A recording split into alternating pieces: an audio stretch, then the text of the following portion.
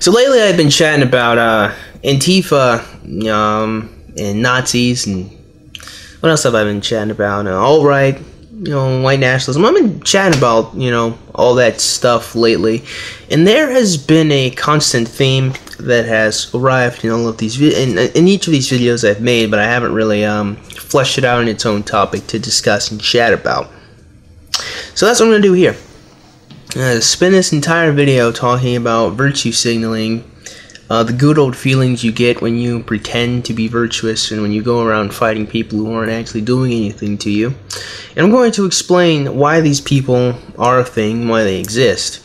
I'm not really sure if I can explain how to get rid of them, because I mean, getting rid of them is kind of exist in the same plane as why they're a thing. So, yeah, I'm just gonna do what I usually do, just explain shit. So what am I even talking about? What am I referring to? Well, excuse me. If you haven't caught the last couple of videos, I chatted a lot about Antifa and the alt-right, and the fact that these people battle and fight each other. But a thing that I really alluded to a lot of the time in those videos is how these people were created. Now, there's two things I'm going to discuss. I'm going to discuss how these people were created, which is going to be really brief. I'm going to discuss the difficulties of virtue. So it sounds confusing, but it'll all make sense in a second. Now, the reason why these so-called Nazis are a thing now currently is not because these people are actually National Socialists, and I don't even think these people actually even genuinely dislike Jewish people, although I know for a fact some of them do. I think a lot of them are just cosplayers. I think that's the best way to put it. They're cosplaying being Nazis. They're cosplaying being rambunctious and raging against the machine, but that's kind of really all they're doing. They're just raging against the machine. I don't really think a lot of these people are earnest, and I can't make them earn because, and the reason why I can't really call these people earnest is because they're fucking North Americans and they refer to themselves as Nazis. I mean, I rest my case. So, these people, they're just kind of pretenders. But the thing is, it's actually really similar to the same principal point of Antifa. These people, if they're genuinely trying to fight fascism, then they're fucking delusional. Because they use the tactics of fascism in order to fight fascism, as if that's going to prevent fascism. I'll give you guys a second to think about that, to complexly and understand how they're just kind of ushering in the very thing that they're trying to defeat. But the thing that's remarkable about these two groups of people is how they've kind of created each other. And what I mean by that is the reason why the alt-right kind of exists as it is now, a place where people boldly call themselves racist and talk about race realism, is because they've been sick and tired of feeling terrible for being white people. They got really sick and tired of being labeled racists for pointing out clear and obvious trends or truths about different groups or races of people. And because of that, they decided that instead of feeling bad about being called a racist to shut up, they'll use the moniker as an emotional shield, so to speak, to prevent themselves from being criticized by anyone, or to prevent themselves from being shut up by anyone, by simply accepting you're a racist, and they go, yeah, okay, what are you gonna do about it? It prevents people from being able to outright dismiss them. I mean, well, that's the trend, that's the idea, but that's the principal idea behind it. Now, of course, the foolishness behind that is if you become the very thing that these people were constantly labeling you as before, in their mind, it justifies all their actions from the beginning, and it creates this gigantic feedback loop that we see between the alt-right and Antifa. So I kind of cut corners here, so I'm just going to take a step back to explain that's why these people call themselves why they call themselves. It's not really because they're earnestly National Socialists, because they're not. At least to my knowledge, they're not. And even if they were, it really wouldn't matter because America's a democratic republic. So they are not in the correct place if they want to be National Socialists. But I think more importantly, we have to understand is these people are really downtrodden and emotional. That is really the core of what is going on with them and why they accept these labels and these monikers and why they even became the white nationalists that they are. They are trying to become a pushback against the sad feelings they feel about being a white person. Now, the way they go about it can be its own video on its own, so I won't really go into detail, but I mean, the way they go about it is not really conducive to their end goals, mostly because a lot of it just kind of stems from making everyone else look terrible. By everyone else, I mean like every other race. That's kind of their modus operandi for the most part, but I digress. There's lots of problems with white nationalism just as a core ideology. You know, connecting nationalism to race is foolishness because French and English people are white, but they fucking hate each other. So how exactly far does this whole race thing really go? I don't know. But that's just one example. So I'm just, again, that's a digression. I just want to explain the core principle, the core problem with these people is that that is why they exist. They are a barrier, or at least they try to be a wall against the anti-white bullshit that they feel that they have obtained for most of their lives. And the truth of the matter is, they probably have. I mean, there's lots of self-loathing white people who despise the fact that they're white. I mean, their existence does make sense, albeit they're not really effective in trying to curtail the problems that have occurred to them, sure, but I mean, I get why they're a thing. Now, by that token, because they exist as a natural response to being constantly downtrodden as being a white person, they become pretty extreme. And that extremity breeds the justification in the minds of the Antifa people, or the left people, or the alt-left people. Maybe some people will like alt-left, but whatever. I mean, I will pause to say, I know some people don't like the term alt-left, but alt-left exists as a defense for the regular left liberals. These people who refer to Antifa as alt-left, they're trying to protect you from the criticisms of them. It's actually more out of respect for you as a liberal than it is a justification for the alt-right. But you people are so stupid and emotional, you don't realize that. You think that they're just trying to legitimize the deal, right? It's actually quite humorous, but yeah, so the thing is, the principal idea of Antifa is, because they come from the social justice left-wing branch, liberal branch, they see the enemy that they had been raging against for years finally appeared in physical form. So now they feel justified in battling and against that threat because it's real and it's in front of them. And that's what I mean when I talk about a feedback loop. I mean, they created this antagonist that they have to face. I mean, they're not really good guys at all, but they feel like good guys because there's the evil people over there. And it's the same thing with the white nationalists and the alt-right people as well. Because they had a natural antagonist constantly beating them down for being white, so they eventually became extreme in order to fight against that. But they're not really heroes in their own right either, and they don't really have the most noble of goals either. In fact, in the videos I kept making, there was again this theme that one side was right and one side was wrong, but no one ever really seemed to just kind of want to come to terms with the fact that both sides are just not virtuous and they're just not righteous people. But the thing that's interesting about the fact that they're not righteous people is the fact that they themselves don't see it and they feel justified in their actions and their behaviors, because as it turns out, and this is one main point of the video I want to make, it's actually really easy to pretend to be virtuous than it is to actually be a virtuous person.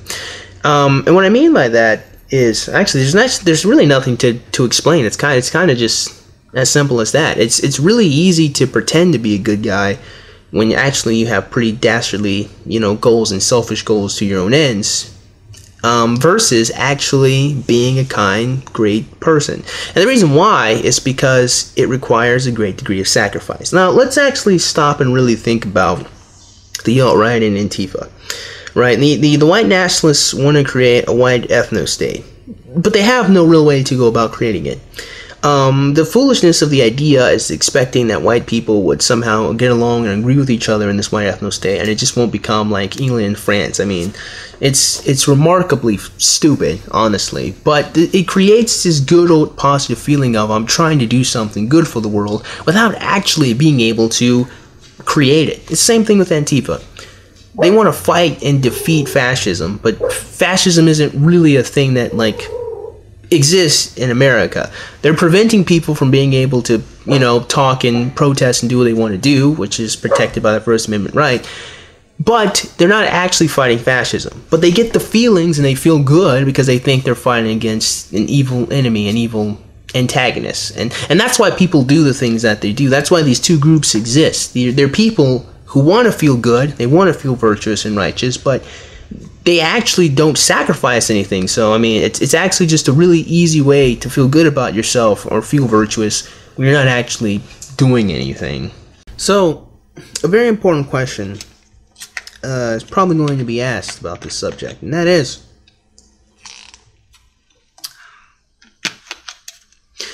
why are people more keen on trying to appear or feel virtuous rather than actually being virtuous? Well, I actually already answered the question. Excuse me. And that is, it's far easier to look virtuous than it is to actually be virtuous, because being virtuous requires some degree of sacrifice. You actually have to do something difficult, or even do something you don't even want to do, in order to actually be a virtuous person and help someone out, or do something that will help out another person. Versus just marching down with a group of people, or going on internet forums saying a bunch of things you already know people are going to agree with you on.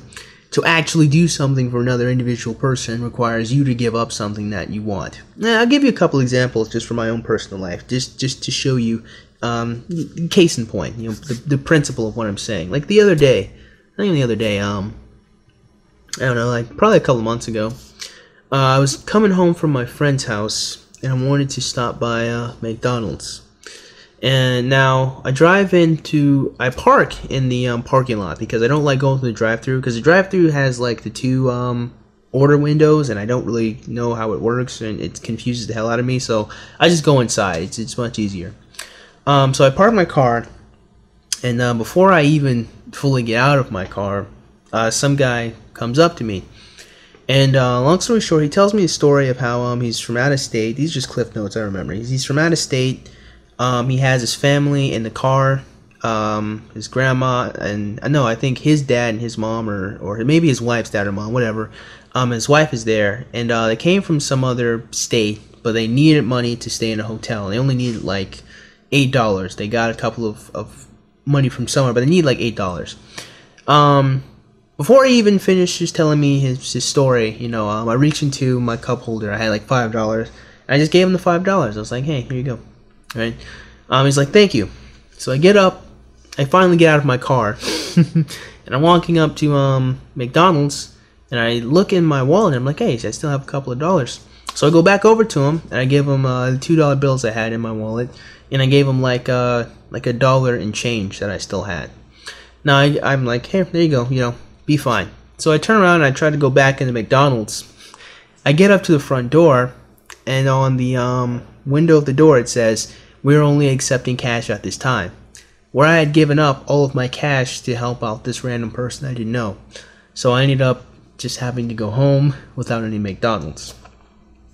So in order to help somebody get a hotel, you know, so they're not stranded out in a parking lot somewhere, I had to sacrifice McDonald's. And it's not really, you know, a gigantic sacrifice, but I mean, I did kind of go and park in there for no other reason than just kind of to help some person, actually. Otherwise, I was at McDonald's for no reason. But then there's even more times. Like I remember, like just the other day, like a couple of nights ago, I was out hanging out with my friends. I was getting ready to go home, and there's this one drunk woman walking down the street who was about to drive herself home. So instead of letting the woman drive home drunk because she could, you know, hurt herself or hurt other people, I actually had to stop her, and I sat around and I kind of talked with her for a while. I learned some interesting things I might make some videos about, but I just kind of sat around and chatted with her, just kind of make sure that she was alright and fine. And at first, she really didn't fucking want me around, you know, but I just kind of had to make sure she was fine. But in order to do that, I had to sacrifice my time, and I had to get insulted numerous times by this drunk woman. So, I mean, you know, that's not really, I didn't really get anything out of that, you know. I mean, trying to prevent someone from maybe almost killing themselves didn't give me anything. And I can even just take you even other simpler stuff, like just kind of more basic shit. Like, for example, I'm pretty sure you guys heard the dog. There's 2 dogs actually, but there's another one somewhere around here. I don't know where he is. But I've had this one dog for a couple of years, not even a couple, like, I don't know, maybe like 5 years now or so. He's a Chi-Pom. It's like a Pomeranian mixed with Chihuahua. That I don't like. I don't like this dog. I've never liked this dog. I never even wanted this dog. What happened, long story short of what happened, was the other dog, he's a bigger dog somewhere around here. He got this one dog pregnant. He got my aunt's dog pregnant. She had puppies. And so my mom was like, yeah, we can take one and I'll just have to take care of it and raise it. So I got one of them, and I had her for a couple of months. Me and my family, we had the puppy for a couple of months. But my mom said she did not want to, this is the reason she gave me. She said that she didn't know how to train a puppy, so she decided that she didn't want to take care of it anymore, and she gave it away to the Humane Society. So she gave away the dog that was supposed to be my dog and got my sister the Chi-Pom. Now, I don't think my mom did this maliciously. I don't think that there's any malicious intent. I do know that the story sounds like she gave away my dog and got one for my sister. I guess I don't know how to spite. I don't think that's the case at all. I don't know, but that is what happened. I mean, literally, she gave up my dog and got my sister another dog. But my older sister actually doesn't even like the dog anymore. Actually, like 2 years into having the dog, she didn't even want it anymore because she was going away to college, and she didn't think that she could take care of it. So now, unfortunately, for years I've had to take care of this dog I never wanted and I don't like, and I don't get anything out of it. In fact, the dog annoys the shit out of me. I don't get anything out of taking care of this dog, but I have to because no one else will. And so when it all comes down to it, I don't get anything out of this. There's no praise, there's no accolade for it. Now, on all the stories I just told you, there's no praise, there's no accolades I can get out of any of it. And that's what it really means to be a virtuous and to be a kind person. I mean, you have to sacrifice, you have to give to people knowing that you're not going to get anything back from it. That is the true core of it. And the thing with these groups of people is that instead of focusing on the actual individual people that you'll meet, they attach themselves to these giant groups and these giant movements in order to get stuck in a feedback circle, or an echo chamber, if you will, to hear positive affirmations of what they're doing and how they're great. Like, think about it for a second, right? You're a white nationalist, you know, you're going around saying that you're trying to save the white race. That's a huge giant accolade, and other white nationalists are going to praise you for it.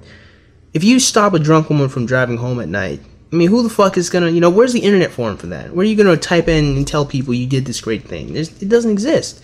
If you're a part of Antifa, you can say you fought fascists, you battled against them. But I mean, where's the internet forum to where you say, I just gave people a couple of dollars so they could, not be out in the wild? It's nowhere. Because actually doing something for people requires that you sacrifice yourself with nothing in return. These people, on the other hand, sacrifice nothing, but they still get all the praise and adulation that comes from the feedback group that they're in. And that's why, excuse me, woo, this is some good stuff, man. See how many times I'm burping? But that's why these people do what they do. It's really easy to get caught in the feedback loop of positive affirmation in these giant groups where you do nothing but rage against the machine and sound proud for not doing anything, versus actually sacrificing the shit you have to help someone you don't even know. That's why they're a thing, and that's why they exist. Virtue is a hard thing to come by. It's a hard thing to cultivate, but it's easy to look good. And the thing is, people like looking good. I think a lot of people, I can't say a lot of people want to be good, because again, that requires effort, but they certainly want to look good, because you get a lot out of looking good. You get a respect out of looking good. You get people to give you shit for looking good. You do get praise, and people like praise. They like feeling good. They're all emotionally driven. Human beings, for all the skeptic community's bullshit about logic and rationality, it's one thing these people seem to never come to terms with, and that is the fact that human beings, especially women, are driven by their emotions. They're driven by the way they feel. They're not usually driven by logical, coherent points of view. Men normally think that way, but they're still driven by the way that they feel. Humans are just emotional creatures, and they feel shit. And a lot of people need to come to terms with a lot of the times, a lot of the motivations that are coming from people are not rational. They are emotional. They just come from things you're passionate about and the way you feel. So, armed with that knowledge, I mean, it's not really so much a question of how to get rid of these people, because it's not really something I've even figured out yet myself. However, I do think it's important, if we're going to try to figure out how to defeat them, to understand where they come from. And they come from people that want to look good and want to look virtuous without actually doing anything. They're really lazy people. Because, to summarize the video, let's actually stop and think about it for a second. What's the white nationalist end game to create the white ethno-state? They really can't tell you anything. How are the anti-fascists fight against fascism? By preventing people from talking? They're not. If anything, they're actually working against their own ends. You know, these people, again, clouded by their emotions, actually don't even, almost seem to have lost the ability to think logically. It's actually kind of interesting and funny how that works. So, I'll leave you guys with that thought. Leave you guys thinking about the nature of virtue. So with that being said, man, I actually hope you guys got something out of today's video, and if you did, man, go ahead and click the like button. Yeah, shoot, go and click that subscribe button. Comment in the comment box below, and as always, you guys have yourselves a great day, and I'll see you cool cats soon. Adios.